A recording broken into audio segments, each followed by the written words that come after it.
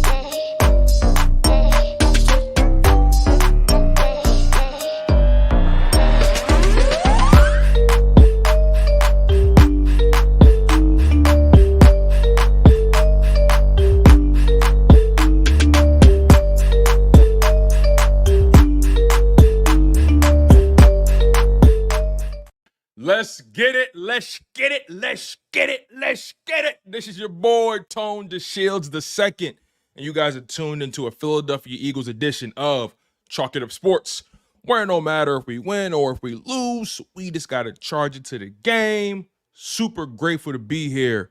Means a lot to me, goes a long way. Y'all know the vibes, y'all know the energy. Make sure you guys smash that like button, And by the way, smash that like button.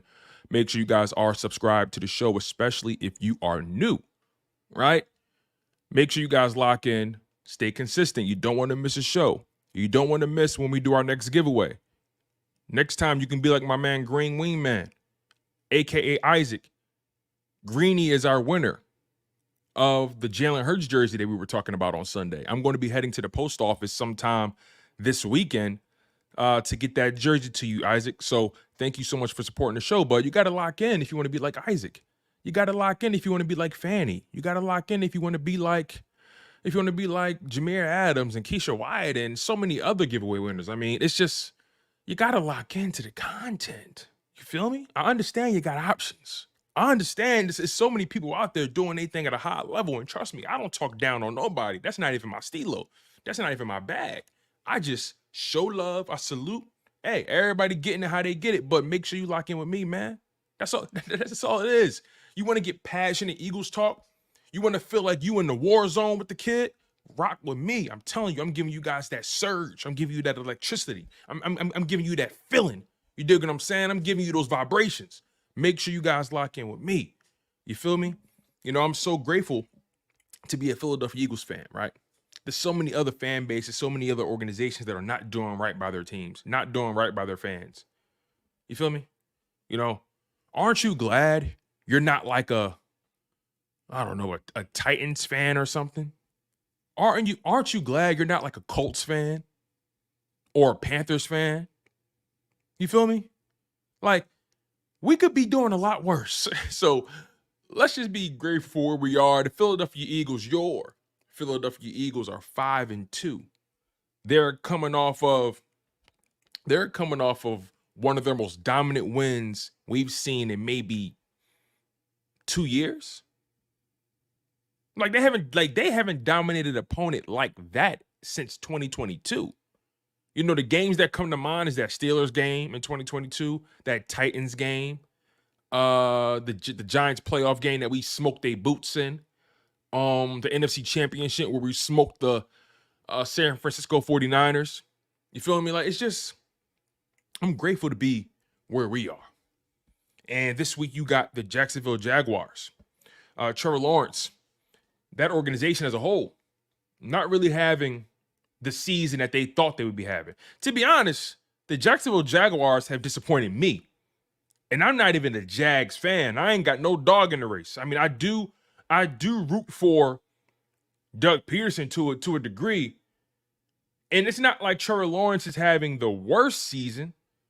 You know, Trevor Lawrence is completing 62% of his passes. You would like that to be a little higher.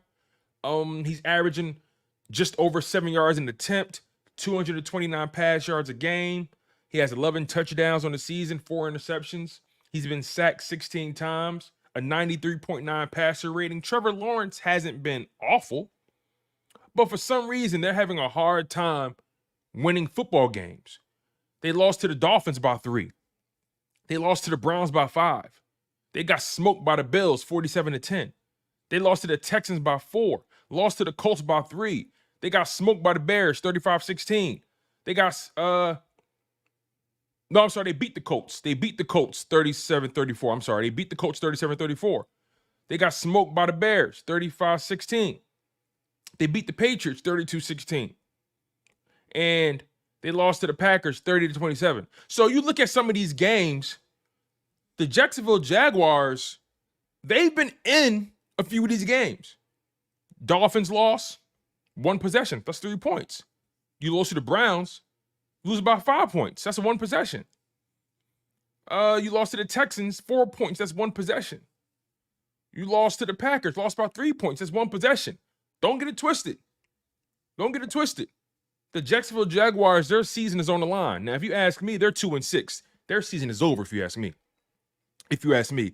In order for them to even be considered in the playoff race, they would have to just go undefeated the rest of the way. And that's not going to happen because they got the Philadelphia Eagles this Sunday.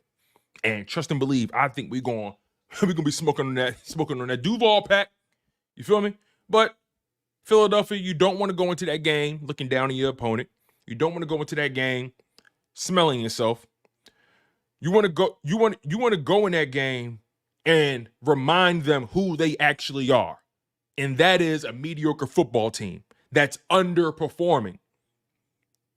They made it to the playoffs, the Jags, that is. They made it to the playoffs 2 years ago. Came back from a 27-point deficit to beat the Chargers. Justin Herbert's brightest moment. and they pushed the Chiefs to the brink. They pushed the Chiefs to the brink in that divisional game. And they haven't really been the same since. They invested in the draft. I felt like they drafted pretty well. What's the disconnect with the Jags? I don't know. I'm not here to solve the Jags' problems. I'm not here to solve their problems at all. And I know Trevor Lawrence has been dealing with injuries from last season. I know he had an up and down 2023 campaign. He was in and out of the lineup, with injuries, hip, ribs, whatever it is. He was a dead man walking. But unfortunately, the Jacksonville Jaguars are running into a buzzsaw. They're running into, they're running into a burning building. Little did they realize there's no way out. The Philadelphia Eagles are that burning building they're running into. That buzzsaw is the Philadelphia Eagles that they're running into. The Philadelphia Eagles have hit their stride. They're beginning to string together strong wins, confident wins. The defense is playing great. The offense has found their groove. Jalen Hurts is in a zone. Saquon Barkley is a man. A.J. Brown and Devontae Smith, it goes without saying. You dig me? But the thing is, you guys, as much as we praise this team today, there were moments when we doubted these guys. Let's be real. There were moments where we doubted some of these draft picks, some of these signings. One person that I want to spend some time talking about today, if you guys don't mind, Make sure you guys smash that like button. Make sure you guys are subscribed. And also, by the way, I want to shout out my people who are watching on their own time. Maybe you didn't catch the show live. It's perfectly okay. Perfectly okay. Just know you got options. You can watch me on YouTube. You can watch the show back on Spotify as well. And you can listen back on Apple Podcast. So, one person that I do want to talk about today, and we're going to talk about others, but one person that I really, really want to talk about today that I've given a lot of hell to is Nolan Smith. Now, one thing about me, the praise is going to be just as loud as the criticism with me. I ain't one of them people that when I'm wrong, I double down and I act like I'm ignoring the film and I act like I'm ignoring the results. No.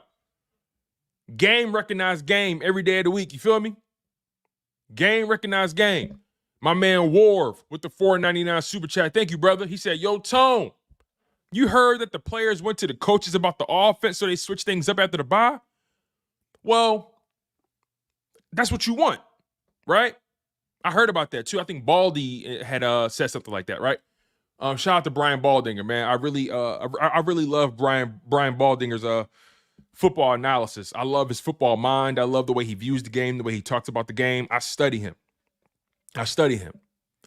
But Worf, let me put it in perspective, Worf, because I see what you're saying here, and I want to address it properly.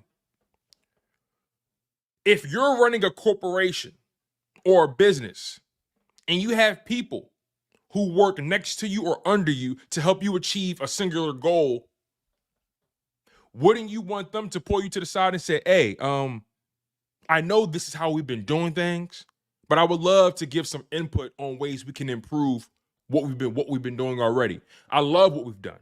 I think we've noticed some things, right? We found there's some good things, but there's also some things that we can improve on.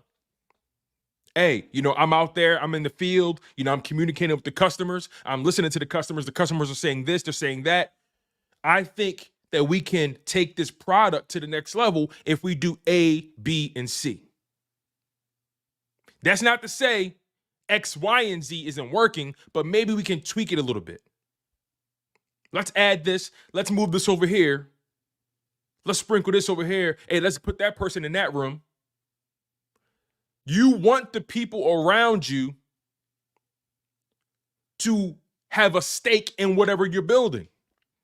You want them to have the same level of pride in this product that you're serving.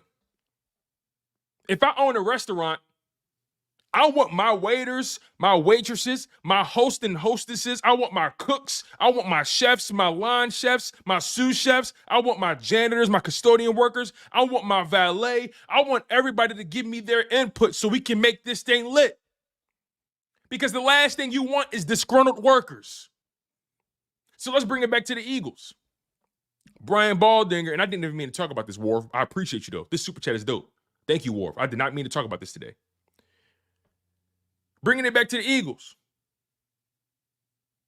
If the Eagles have played, let's just say, inconsistent football. If you're a 500 team, that means you're inconsistent, in my opinion. A 500 team isn't a bad team to me. That means you're inconsistent. That means that there's signs of life there, but you keep getting in your own way. That's my opinion. That's what a 500 team is. That's what a 8-8 team is to me, or a 2-2 team when it comes to the Eagles prior to the bye week. They were inconsistent. There were things that we saw that we were like, okay, let's build on that.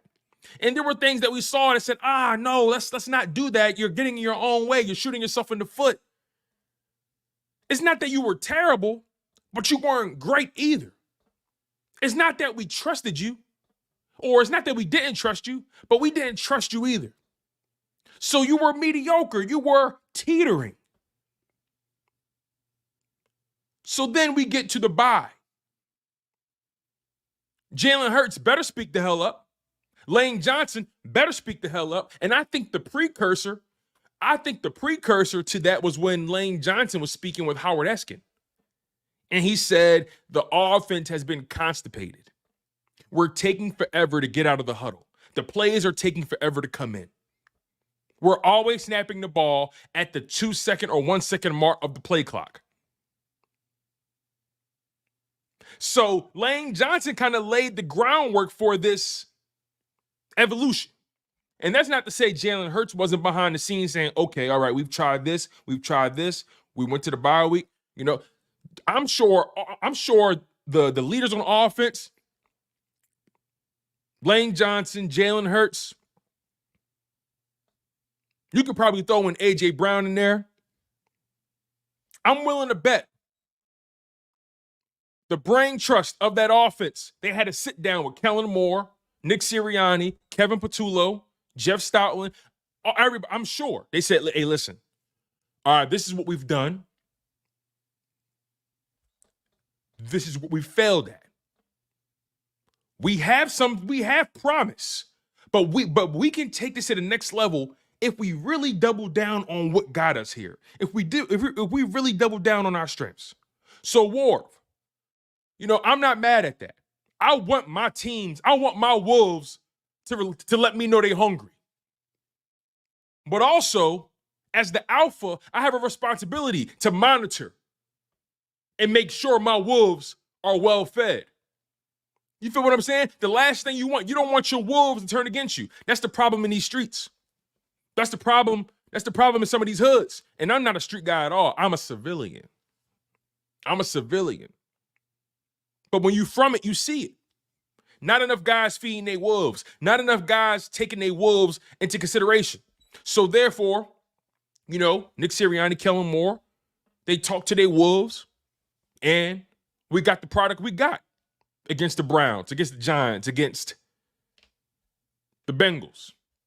This is a group effort. The only way we're going to get to where we need to go is if everybody's on the same page. Everybody got to eat. Everybody got to have a stake in this thing.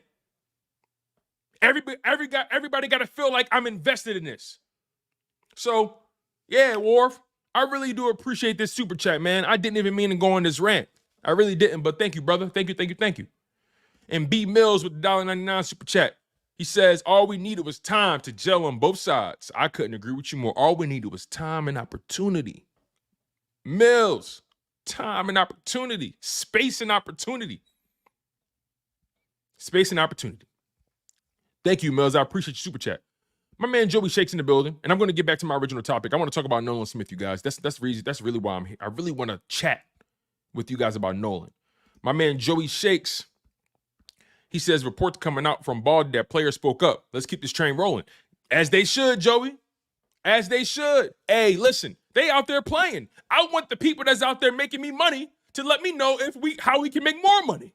You feel me? Hey, listen. I want my cooks. If I own a restaurant, like I said, Joey, I don't know if you heard it, but if I own a restaurant, I want my chefs, I want my valet, I want my hostess, waiters, waitresses, I want my janitors all to let me know, hey, we need to improve here. Otherwise, we're not going to get to where we need to go. I want all hands on deck. All hands on deck. Because when everybody feels like they're invested in this thing, when everybody feels like they're being heard, oh yeah, that's a recipe for success. That's a recipe for success. Thank you again, Wharf and Mills, for your super chat. Now, I want to get back to Nolan Smith, the good brother Nolan Smith. Like I said, the criticism always has to be as loud as, the praise has to be as loud as the criticism with me. And I've always prided myself on that. I consider myself someone who's very accountable in my space. I consider myself to be somebody who's very, very accountable with their platform. So if I've criticized Nolan Smith in the past, trust and believe I meant every word I said. But what he's done is that he's proven me, I guess I can say, wrong, because I wasn't entirely out on Nolan. It was one of those things where I just felt like he should have been further along, or maybe I wasn't seeing it. And I did say this in the preseason. I said, okay, maybe he's holding something back. Maybe he's saving his best for the season. I don't know. But I was critical of Nolan during the preseason. You guys know, I don't hide from it. I was very critical of Nolan in the preseason. I was critical of Nolan. I didn't give Nolan no hell in his rookie year. I didn't give Nolan no hell in his rookie year because I knew he was a rookie and they didn't give him enough opportunity to touch grass. I didn't give Nolan no flack in year one. He got no rep. So I had no reason to criticize him in year one. But when I was watching him in the preseason against third and fourth string offensive linemen, I'm asking myself, you should be dominating these guys. You should be cleaning you should be cleaning their plate. You feel me? And, the first 4 games, nobody was getting off the line well. Nobody. The Eagles had a hard time being consistent at the line of scrimmage. They had a hard time. That's not hearsay. That is a fact. Those first 4 games, the Eagles had a hard time being consistent. But then we go into the bye week. And before I get ahead of myself, our first signs of life came in that Saints game on defense. That showed us, this defense can play, but they just got to be consistent. Now we get to the bye. They go back to the drawing board. They watch all the film, and they say, you know what? Okay, this is what we can do. And since the bye week, I say again, since the bye week, Nolan Smith, 2.5 sacks since the bye week. Over the past 3 games, Nolan Smith in a rotational role at that. Remember, Nolan is not the starter.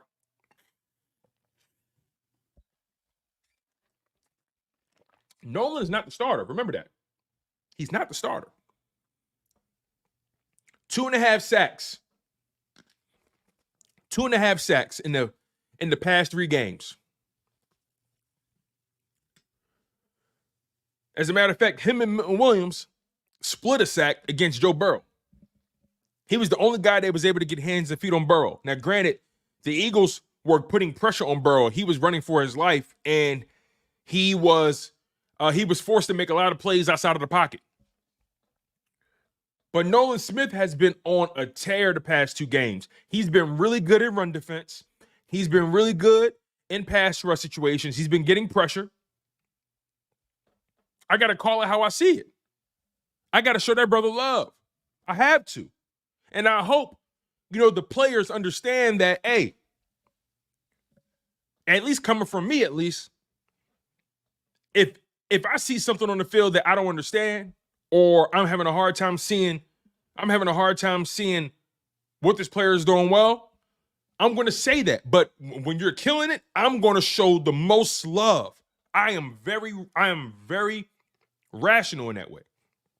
Very. Sweet Chin Music says Nolan was raw as an edge rusher coming out of Georgia, so he always was going to need time. You know what's funny? You're not the only person that said that. You're not the only person that said that. Sweet. You're not the only person that said that. But sometimes you look at a player and you say, damn, you was drafted in the first round, brother. Come on. But again, if we're being completely fair to Nolan Smith, if I'm being fair to Nolan Smith, like I said, I didn't criticize him in year 1 at all. And Dominique Fowler, you're absolutely right. He was a rookie last year, not getting much reps at all. You're absolutely right, and I agree with you. I was one of my biggest gripes with the 2023 Philadelphia Eagles defense, especially the staff, is that they didn't put Nolan Smith in positions to succeed, and they didn't give him enough opportunity to succeed.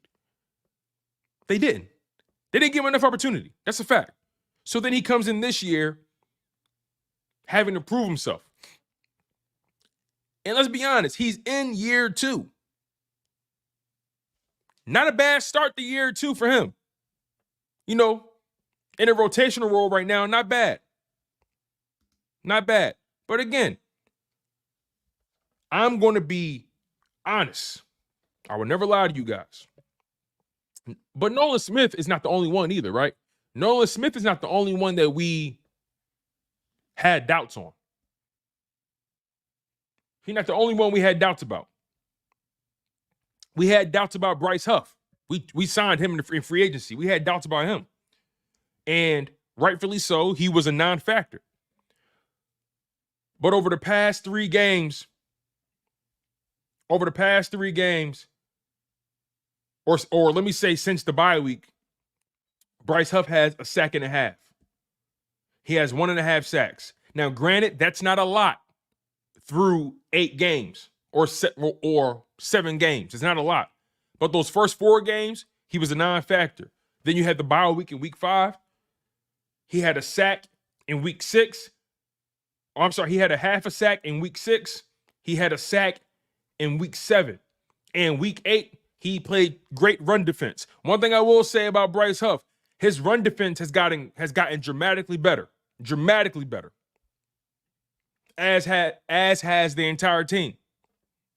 So again, I want to give guys the credit they deserve. The praise is going to be just as loud as the criticism. Prior to the season, one thing I said was, hey, I don't know if Bryce Huff can play 60 to 70% of the snaps. I don't know that. All I know is he put up 10 sacks on 40% of the snaps in New York. He's going to have to prove he can be a 3-down player. B. Mills says he's getting less snaps. And guess what? I'm not mad at that. You want to know why? Because I think what they figured out is they finally figured out their rotation. I think that's one thing that they were struggling with too, figuring out what their rotation was going to be, how many snaps this guy was going to get. Because here, it's a balancing act, right? Just because someone's getting less snaps, that doesn't mean they're any lesser of a player, if you ask me. If you're on the defensive line, me personally, remember in 2017, the Super Bowl year, we had one of the deepest rotations on the defensive line. That's why our pass rush was so insane that year. In 2022, when we made the Super Bowl, our defensive line was legit because we had that rotation.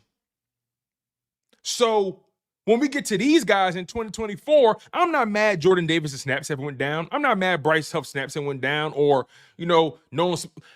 The bottom line is you got to see the defensive line rotations. It's like a cocktail. You're trying to make this perfect cocktail. You're trying to make that perfect margarita. And you're just trying to find the right balance between, whoa, Greeny, what the hell, man?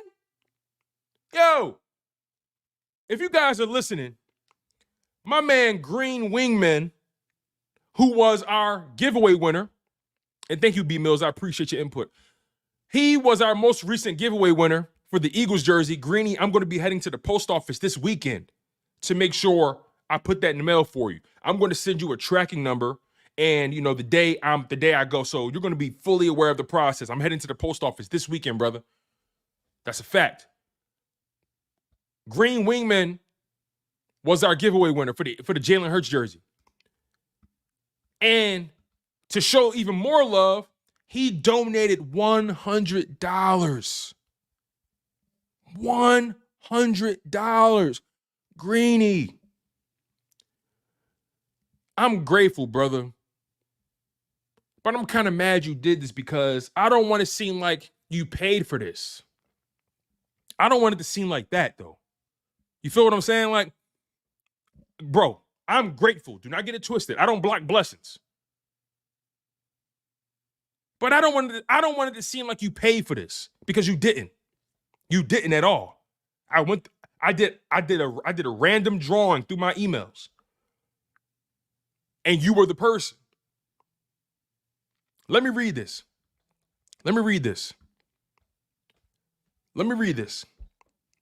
He says, and this is $100 super chat. He says, thank you for choosing me for the jersey giveaway. You bring a fantastic perspective to the amazing pool of Eagles content creators. Also, it feels like we haven't played at home in ages. After 6 games, what is your confidence level now with Hurts and Sirianni this season? Oh, it's sky high. It's sky high. And you're right about the home games. We played a lot of road games earlier on. Road games in the neutral site in Brazil. we played a lot of road games in the early part of the season. We're going to have a lot of home games on the back end. But we played a lot of road games. You feel what I'm saying? I think we've only had 2 home games so far.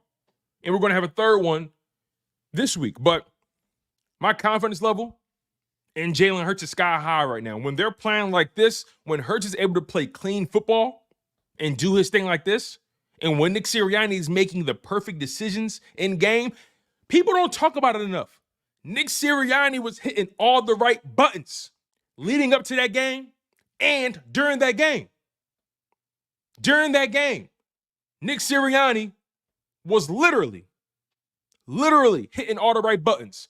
Remember, we forget about this. Remember Nick Sirianni made that challenge or went for that challenge? I think the Browns or the Bengals, they converted for a first down and he challenged it. And it ended up being an incompletion. So, and then on top of that, knowing when to go for it on fourth down, having the pulse of your players. You feel what I'm saying? Utilizing his timeouts perfectly. I think Jalen Hurts and Nick Sirianni have found their balancing act. Kellen Moore, you throw him in that equation as well. I think they've found the balance of powers now. Now it's about executing and taking care of business. So my confidence level in Jalen Hurts and Nick Sirianni, sky high, brother. Sky high. So Green Wingman, brother, thank you, and thank you for your $100 super chat, brother. Thank you. It means a lot to me. It really, really does. It really does. And another thing too, right? I know a lot of people say, and I think Big Chris said that he said, yeah, keep Hurts' throws keep it under 25 throws, right? What we got to take into account for is, Jalen Hurts is dropping back more than, let's just say 25 times, because that's the number he used. He's dropping back more than 25 times. He's breaking out and running as well.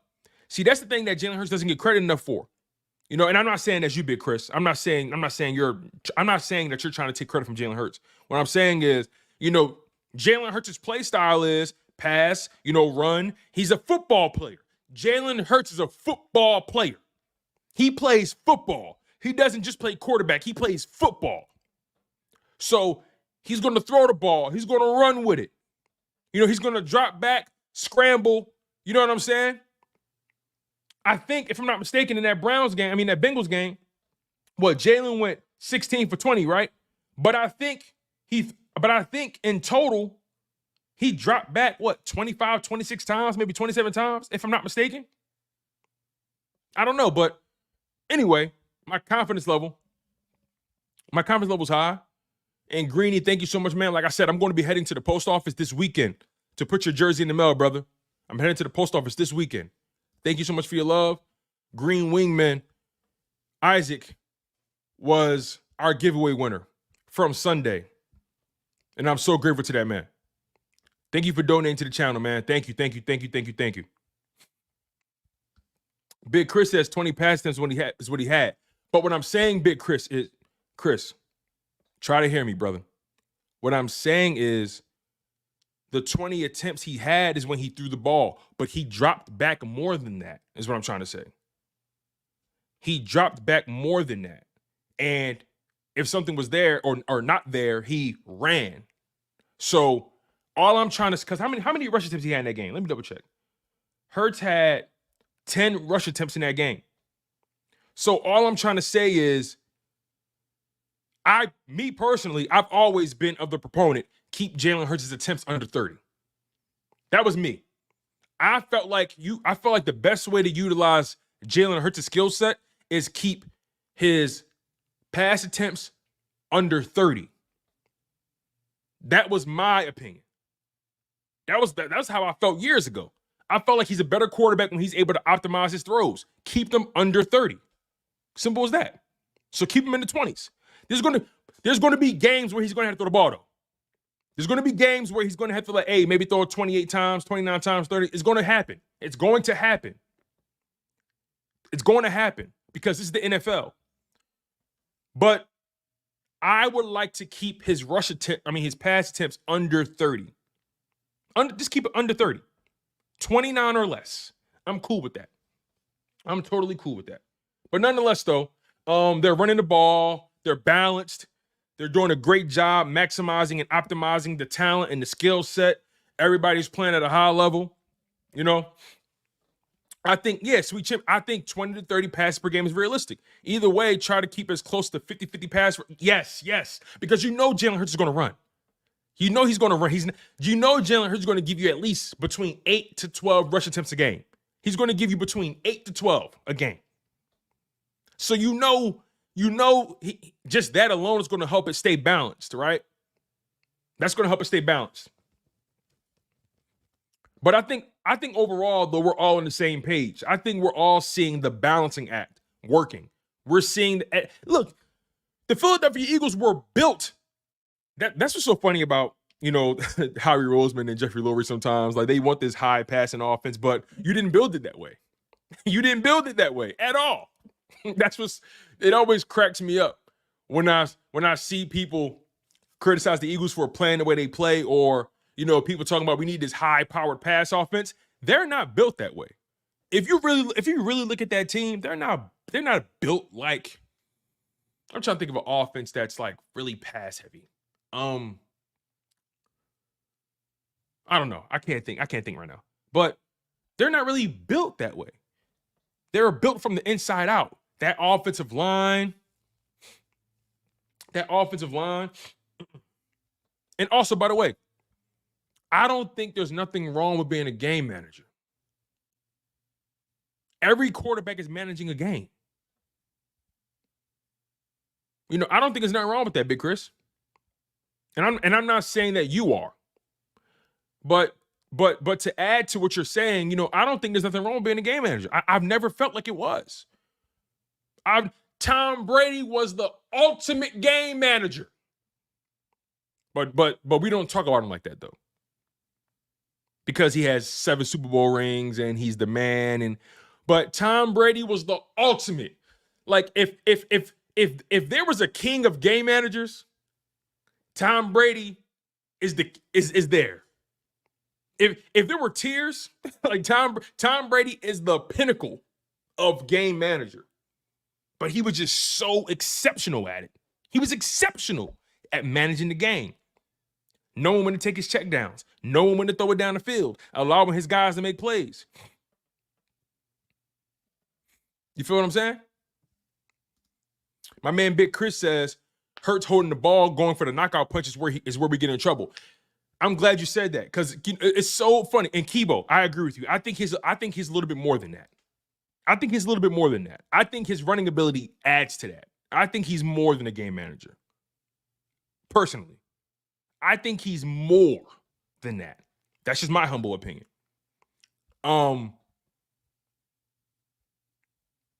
Sweet Chin Music says a game manager isn't able to go out and win you games. That's why I feel like he's more than that. Cole, you says he's an explosive game manager. Yeah, again, I think he's more than that. That's my opinion. Yes, Marley, I think he's a playmaker. Okay, you guys, how many of you guys have played 2K? I would imagine a lot of you guys have played NBA 2K, right? Give me a show of hands real quick. How many of you guys have played NBA 2K? You guys know that, or if you played the My Player mode, right? And when you create your archetype, the game or the AI gives you like a tag, or like some sort of like it gives you like it describes the way you play, right? A 3-and-D wing, or a playmaking point guard, or a slashing 2 guard, right? You know how when you design your player, it always gives you like it names your type of player. A two-way guard, a stretch 4, right? I feel like Jalen Hurts is a playmaking. He's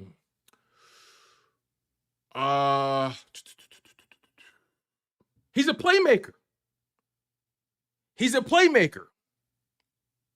in my humble opinion. I don't think Jalen Hurts is as talented as, Josh Allen. I don't think he's as talented as, Mahomes. I don't think he's as talented as Lamar Jackson. I don't.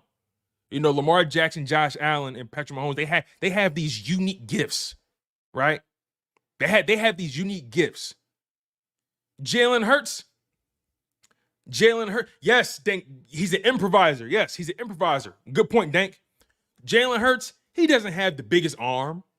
He doesn't run the fastest. He isn't the most athletic. He's athletic, but he's not like Lamar Jackson athletic. You know what I'm saying? He's like, so what I'm saying is, like, Jalen Hurts is a winner and he works his ass off at his craft. He's a winner. He's a playmaker. He's an improviser. Like, if I had to give any comp to Jalen Hurts, he's more Russell Wilson. And Lamar Jackson is more Michael Vick. Does that make sense to y'all? Maybe triple threat. Hey, look at beat fantasy. Look at beat fantasy. I like that. Shoot, where was I going? Shit. Where was I going? Yes, Russ, right, Russ. I feel like Hurts is closer to Russ and Lamar Jackson is closer to Michael Vick. You feel what I'm saying? As a matter of fact, if you ask me, and tell me what y'all think of this. Tell me what y'all think of this real quick. Maybe I'm crazy, maybe I'm not, but I want to hear what y'all got to say to this. I feel like Jalen Hurts is a more accurate Cam Newton without the arm, because Cam Newton had a cannon. I feel like Hurts is like a more accurate Cam Newton. Yeah, Kibo. Yeah. Yo, Jimmy Hoffa is back. Hold up. Jimmy Hoffa is back. Oh my God, he still ain't healed from that ass whooping. He still ain't healed. Oh my God, Jimmy Hoffa is back. Hey brother, how's therapy been? I know therapy's been a little cold in there, man. But I will give the Packers credit. The Packers are like what? The Packers are 6-2, right? Or 5-2? The Packers have a good record. The Packers got a good record. But shout out to my man Jimmy Hoffa, man. Shout out to him, man. It's all love. It's all love, brother. Trust me. It's all love. Thank you. Thank you for being here, man. Thank you for being here. 6-2. Oh man. No, he ain't no clown, man. He cool peoples. Man. He cool. He cool, man. He just had to get reminded of who his team was. That's all. Oh man. But anyway, and that was a great conversation we had about Jalen Hurts, right? Again, I don't look at Jalen Hurts and say he's the most talented quarterback at all. I don't. And I don't think you need the most talented quarterback to win the Super Bowl. I don't think that at all. The most talented quarterback doesn't win the Super Bowl every year. Now, granted, you have your Mahomeses.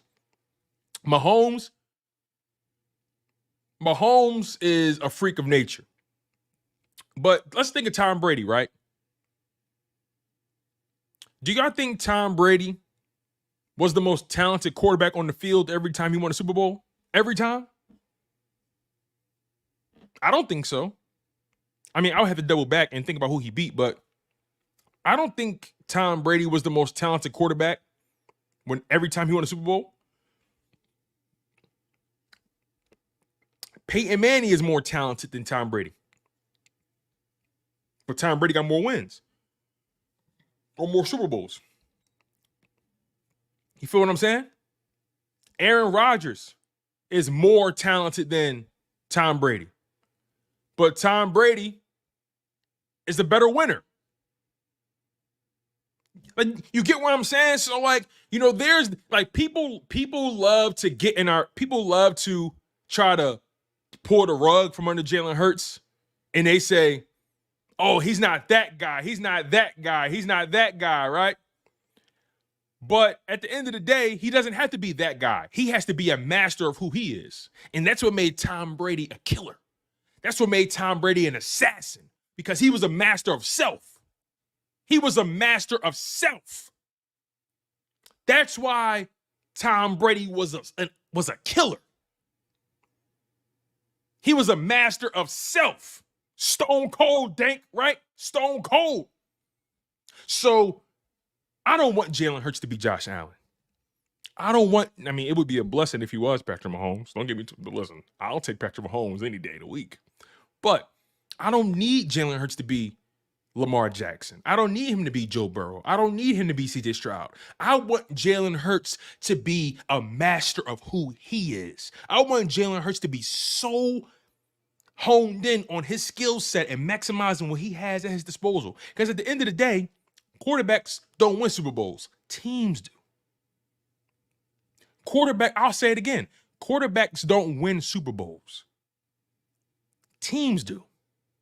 And as of right now, this team is built very well, inside and out, front to back. And they're really building something. They're building something. You feel me? They're building something. And, it's fun. I'm excited. My man S. Blunt says, I don't think there's a good comparison to Hurts. He's not McNabb. He's not Lamar. He's not Vic or Cam. None of them really. His style is different. Yeah, I think he's closer to Russ, but Russ wasn't a power runner like Hurts is. That's the difference. Hurts is more of a power runner. Hurts, don't get me wrong, Hurts can get shifty. He can plant his foot and cut. He can get upfield on you, but Hurts is more of a power runner. Russell Wilson wasn't a power runner. He was just fast. And, he can get out of traffic. Like he was very shifty in that pocket. But Hurts is a power runner. You can just see it in how he moves. But anyway, if I had to give him a comp, I think he's a blend of Russell Wilson and Cam Newton, if you ask me. I think he's a blend of those guys. Because I was watching that Pittsburgh game. I was watching that Steelers-Giants game, and I'm just looking at Russell Wilson move. I'm looking at how he's reading the field. I'm looking at how he throws. I'm looking at the passes he's making, and I'm like, okay, I understand what people say when they're like, okay, Jalen Hurts. If you could hope for anything for Jalen Hurts, you can hope for a Russell Wilson type of trajectory. You know what I'm saying? Yeah, I think he's a blend between Cam and Russell. Ooh, Steve McNair, R.I.P. Dank, Steve McNair. Oh my God, R.I.P. to Steve McNair. Yo, shout out to Dante Culpepper, man. There's some quarterbacks from the back in the day that were just like, but Dante Culpepper, Steve McNair had cannons. They had cannons. Yo, I ain't gonna lie. Is it me, or did it seem like every quarterback from the 2000s had like a crazy arm? Big Chris says Vince Young. Okay. All right. I got to go back and watch some Vince Young film. I got to go back. But, let me get y'all, doesn't it seem like every quarterback from back in the day had this crazy arm? Don't it seem like that? I don't know. Maybe I'm tripping. But anyway, man. Yeah, let's get back to the original topic, and I appreciate you guys for chiming in. But yeah, Nolan Smith, right? Nolan Smith is off to Nolan Smith has gotten off the carpet. He is having a strong stretch of games, and it looks like he's getting better and better every single week. Every single week, man.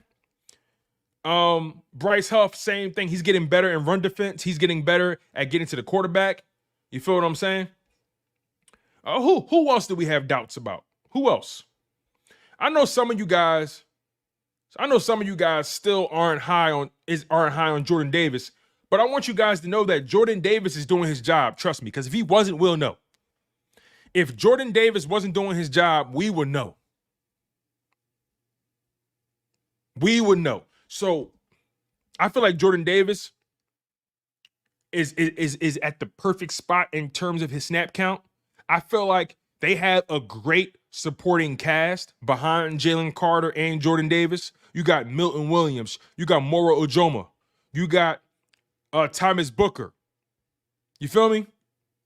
And you got BG who can play inside as well. So I feel like they have a great supporting cast behind Jordan Davis, and it's allowed Jordan Davis to optimize his reps. He looks fresh all the time. He looks explosive all the time. Like he's a brick wall, because remember, his job is to hold the line. His job is to hold the line. His job is to make sure that his other guys get one-on-ones. You feel what I'm saying? Shout out to my man S. Blunt with the $1.99 super chat. He says, endorsing evolution of the black quarterback. Bro, I watched episode 1. I got to finish it, bro. The evolution of the black quarterback is a super dope documentary. I've only seen episode 1. But from what I saw, it was great. So I need to finish it.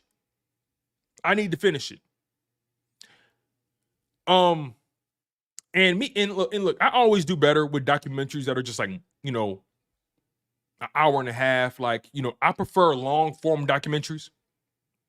But don't get me wrong. The episodic documentaries are cool too, because it gives you time to take a break and digest what you saw. And on top of that, you know what? Let me take that back. I think I do prefer episodic documentaries over movie length documentaries, because the episodic documentaries allow them to really unpack those storylines more. It allows them to take their time with what they're trying with the story they're trying to tell. So I got to catch up, but that first episode was so good. Can you imagine Randall Cunningham in this era? Can you imagine Randall Cunningham with the offensive line? Randall Cunningham never had an offensive line. Can you imagine?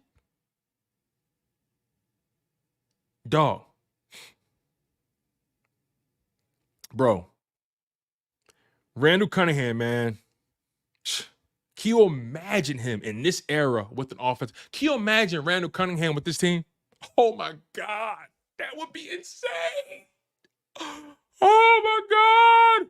Randall Cunningham with A.J. Brown, Devontae Smith, Dallas Goedert, Grant Calcaterra, Saquon Barkley, this offensive line with this defense. Oh, my God. Yo, that would be insane. As Blunt, and thank you for the super chat, Blunt. He said his best season was when he was with Minnesota, when he had Randy Moss and Chris Carter. Yo, man. Yeah, the Randy Moss, Chris Carter duo was insane, for sure.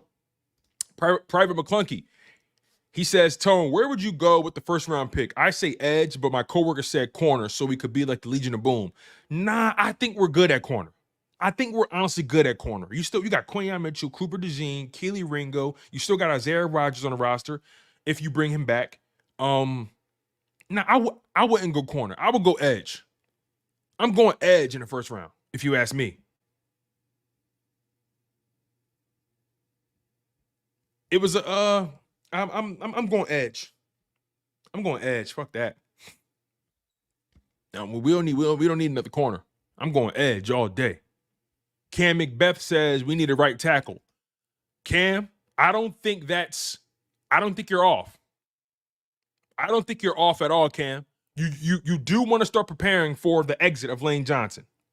But he's been playing at an amazing level. And he's only missed one game due to a concussion. He twisted his ankle in that Bengals game and came right back on the field. He's a beast. But Cam, I do think you're right though. You want to start thinking about your exit strategy. You want to get somebody on the roster that you're already grooming for that spot. But if I had to rank them, I would go edge in the first round, and I would probably draft Lane's replacement maybe in the second or third round. That's what I would do. I'm going edge in the first. And I'll probably go O lineman in that second or third round. That's what I would do. Who else has been exceeding our expectations, you guys? Who else is on this team that we had some doubts in, but they stepped up? Grant Calcaterra. And I do think we need to invest in the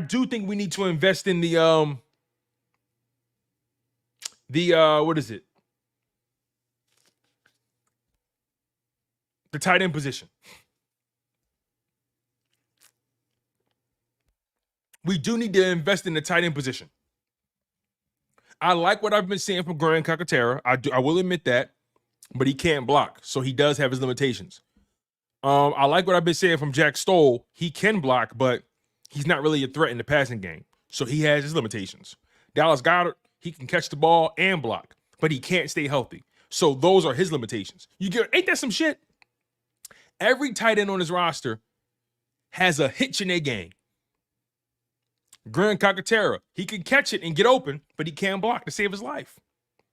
Jack Stoll can block with the best of them. Can't get open like that. Doesn't get much separation. Dallas Goedert can block, can catch, can get open, but he can't stay healthy. He can't stay healthy. There's always something. So I do think the Eagles need to invest in the tight end position in this draft. I don't think you need to draft one high, but you need to invest in it. Maybe you draft one in the fourth round, third round, maybe. I like Grant though. When we drafted Grant, I liked him. He just couldn't stay healthy. I liked him. He just couldn't stay healthy. Dank says if Grant didn't retire, he'd have been a third round pick. Yeah, see, people forget Grant Calcaterra stepped away from football. And then he came back. He was at Oklahoma first, left, then he came back, played at SMU, I think, right, for 1 year. Was it SMU? Yes. He went to Oklahoma, transferred to SMU after he found out that he still could play.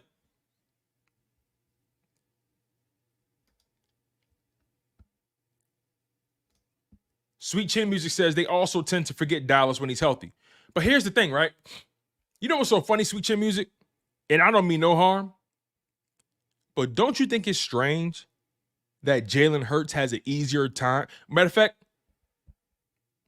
let me ask y'all this question before I give y'all my declaration. Let me ask y'all this question. Do you guys think Jalen Hurts has better chemistry with Grant Calcaterra than he does Dallas Goedert?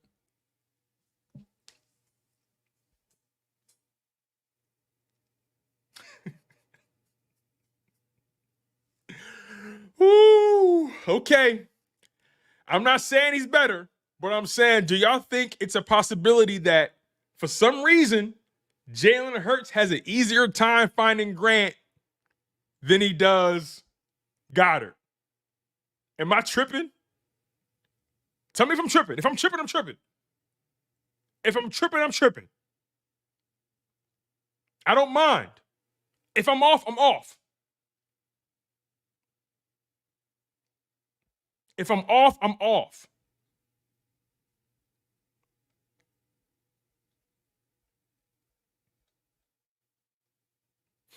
Now, so far on the season, Dallas Goedert has 24 catches, 300 yards, averaging over 12 yards a catch.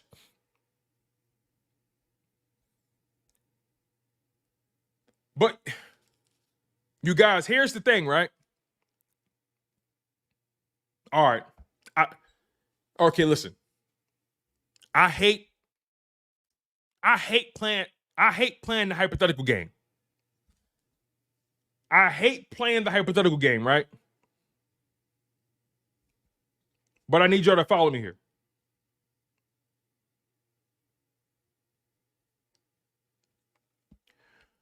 I hate playing the hypothetical game, but just hear me out with this, okay? Hear me out with this. Dallas Goedert has 301 yards on the season. Matter of fact, let me bring it up on the screen here. Let me bring it up on the screen.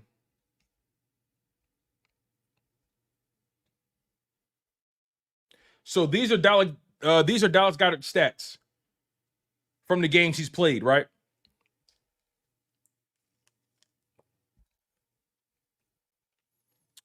Obviously, Dallas Goedert had that spectacular Saints game. He put up 10 catches, 170 yards. He turned up. He turned up. I'm not taking that away from him. But for right now, I want you guys just to hear something. Dallas Goedert has 301 total yards on the season. If you take away that one game where he exploded, if you take away that one game where he went off, he has 131 receiving yards. 131 receiving yards.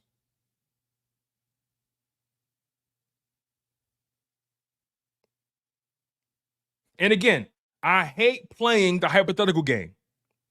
But I'm just trying to understand something.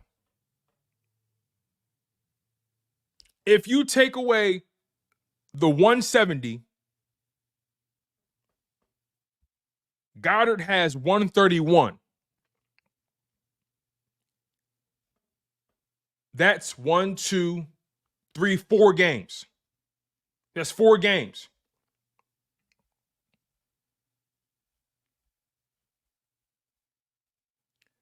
Now, Grant Calcaterra, on the other hand, since he's been the starter, because he has played in every game. Let's not get that twisted.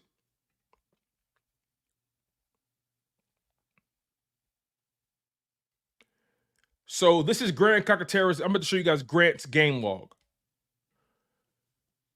Okay, so this is Grant Calcaterra's numbers. Okay. Grant Calcaterra had to step up in that Cleveland game. Right? Now, he didn't get any targets really in that Giants game, but look, man, I'm not saying he's better. I'm not saying he's better. I'm not saying he's better at all. But we complained a lot. As Blunt says, Grant is being left wide open, and they are not giving him attention. That's a strong possibility. That's a strong possibility. But their production is pretty much on par. Listen. I just wanted to ask y'all the question. I just wanted to know if I was tripping. I'm not saying Grant's better than him. I'm not saying that. I promise you I'm not saying that.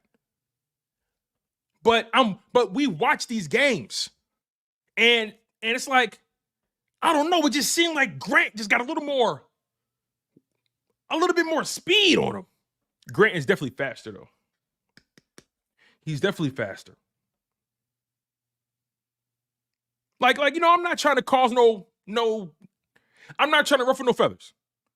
It's just something I've been thinking about. And I wanted to know if I was tripping. I promise you guys, I'm not throwing this out there to be clickbaity. I'm not.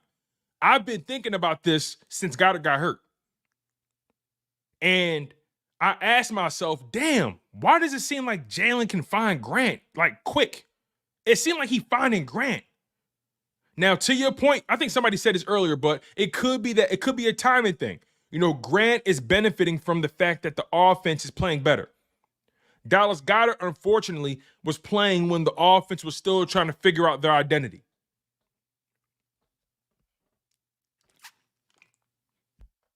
So that's the caveat. Grant is benefiting from this Eagles team that's playing at a high level right now. He's benefiting from this.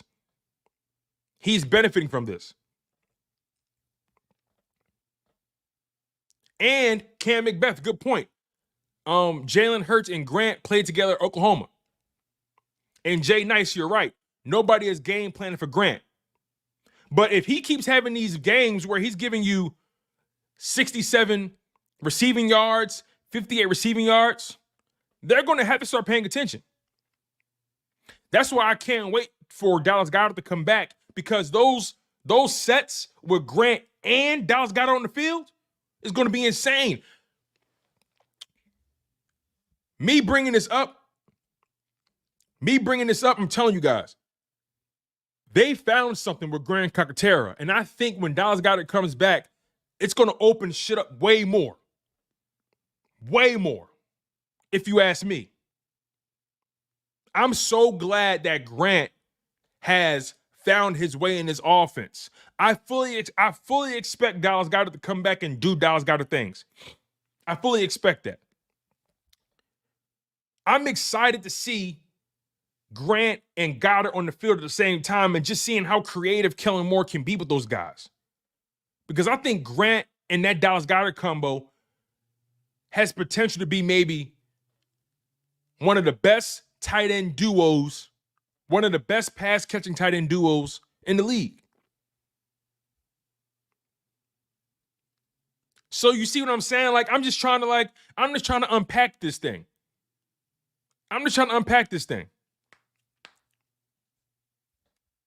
My man Moves says, I think you're jumping the gun. We might not hear Calcaterra's name once Goddard comes back. It's possible. You're absolutely right. It's possible. But now that you're seeing Grant be a factor, I'm telling you, don't be surprised if you see Goddard, Grant, AJ Smitty, Saquon on the field at the same time. You don't know who's getting the ball.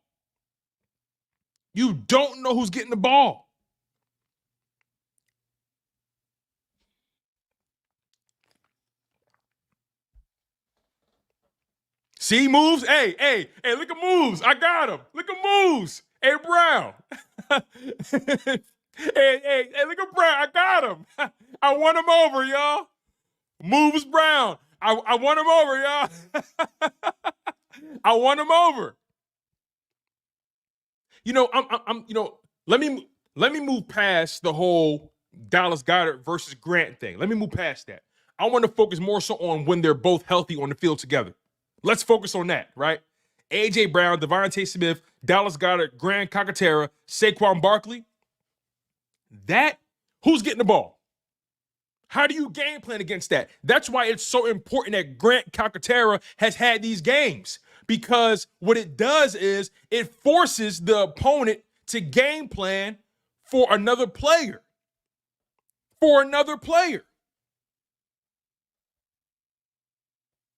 That's all I'm trying to say.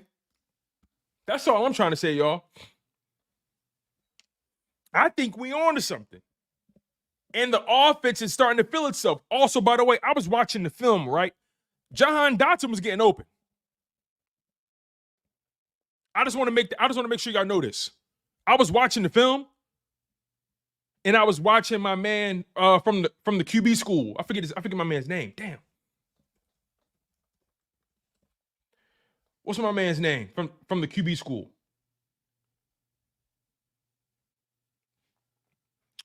Can somebody tell me my man's name from the QB school? I forgot my man's name. JT O'Sullivan.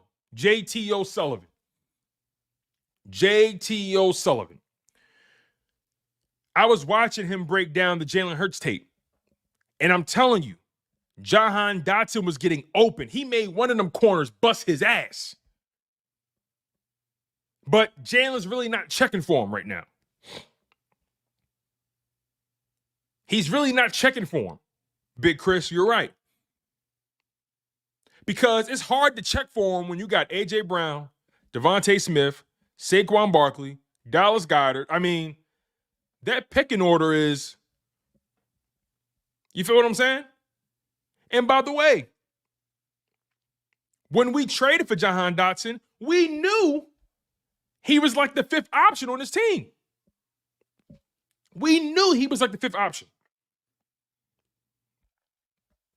Moose Brown says, man, Jahan is a weapon. It kills me. that we don't use bro. I'm with you on that. I just need Jahan Dotson to have that one game. Just give me that game so people can be like, oh, all right. He gonna have it though. I'm telling y'all. Just be patient. Y'all. It's a long season.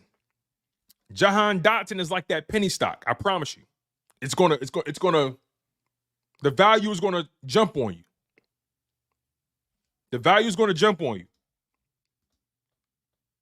Just give him time. I promise.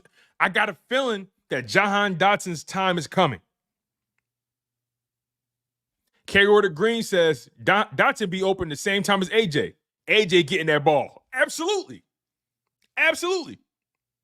Listen, if you got AJ Brown and Devontae Smith on your team, and you got Jahan Dotson and Dallas Goedert and Saquon Barkley, who the last person you looking for?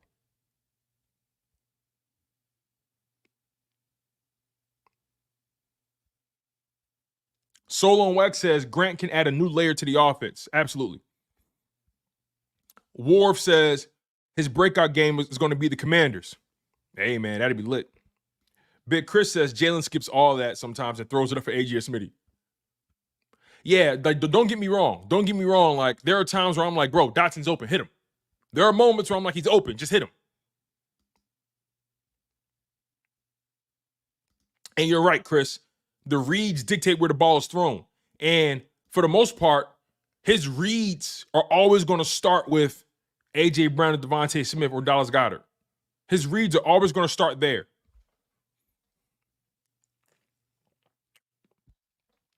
Private McClunky says, where's Johnny Wilson? He's blocking, playing special teams a little bit. He a rookie. Got to earn his keep.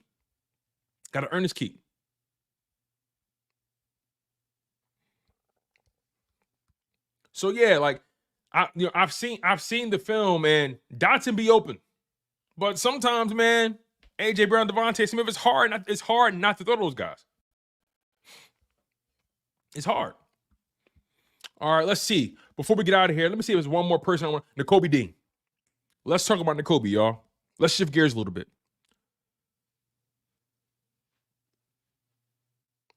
Let's talk about Nakobe. Nakobe has been playing at a very, very high level. Nakobe has given you more good games than bad ones.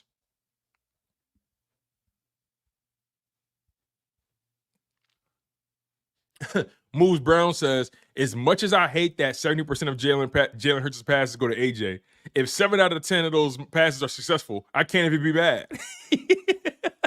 Bro, facts. It's AJ fucking Brown. Like, what you it's AJ Brown. Like, what you expect, bro? AJ Brown is, bro, AJ Brown.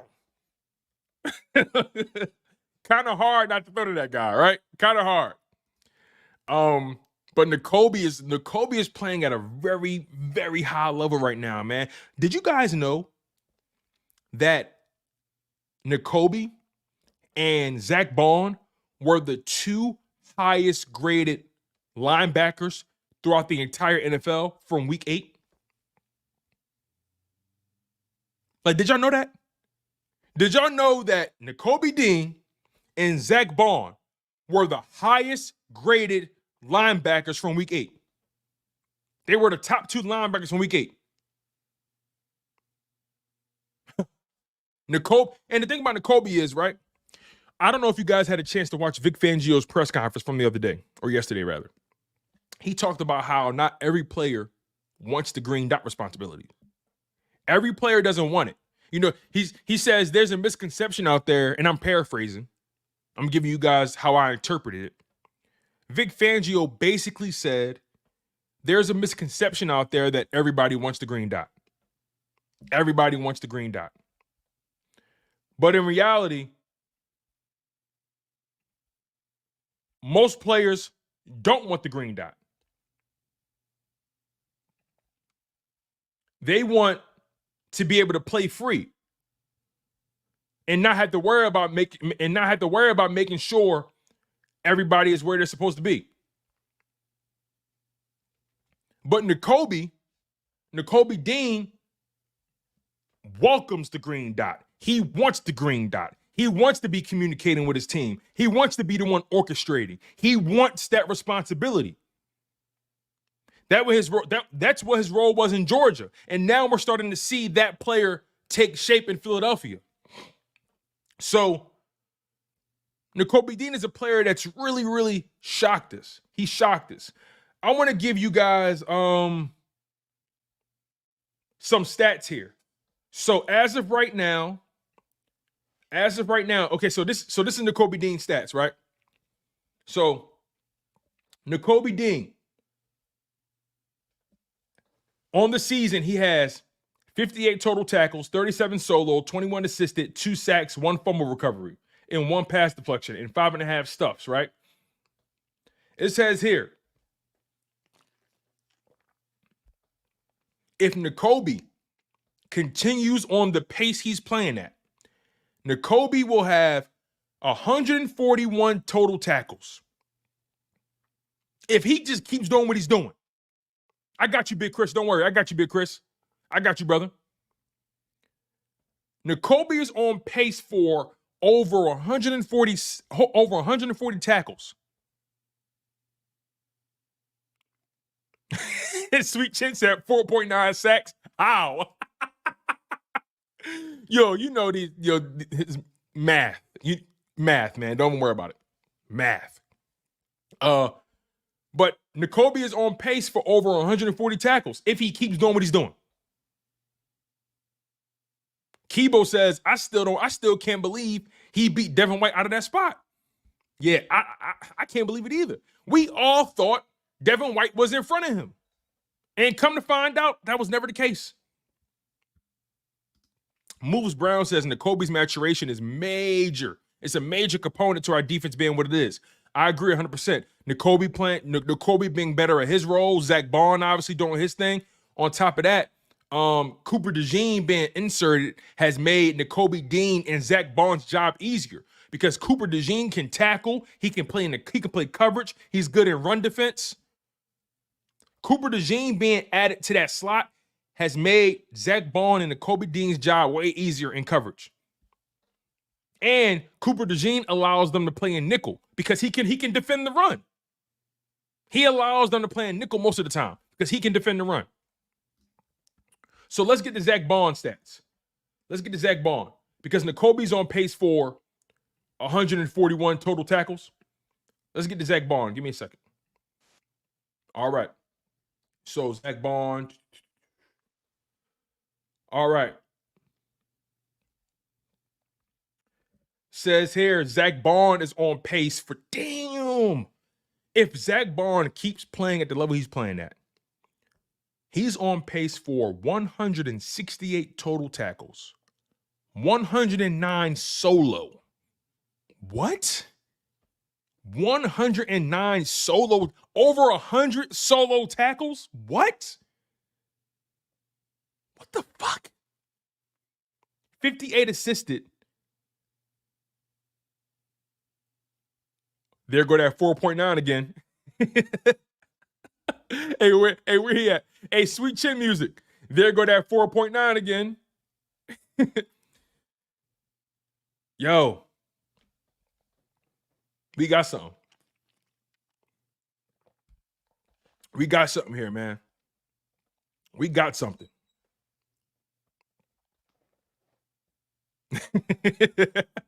We got something, y'all. Oh, man. We got something. So, Nakobe Dean on pace for 140 tackles. Zach Bond on pace for 168, damn near 170 tackles. Yo, we got something, y'all. We got something. So, yeah, man, the bottom line is there were a ton of players on this roster. Thank you, Dank. Thank you, Dank. Thank you, Dank. Dank Bergang says, Tone, I know you were one of the few. Notice the operative word, few. He said, I know you were one of the few who saw it with Zach Bond. pounding the table on that. I was one of the first people on the Zach Bond train. The moment we signed him, and I did my research, I was like, yo, I got a feeling he's gonna be somebody. I got a feeling. The moment we signed him, I don't know if all of you guys remember that live stream, but I vividly remember I was like, yo, I got a feeling he's gonna be a player. Some people laughed at me. Some people said, Tony, you tripping. He playing special teams. I'm like, all right, we're going to see. And look at him. Look at him. You know? Look at him. Oh, man. But regardless, you guys, there's a bunch of guys on here. Kibo. Hey, Kibo said, I got to admit, that was me. Kibo was like, Tone, you tripping. Kibo was like, what? Zach Bond? Tone, are you smoking crack? He playing special teams, dog. Stop playing.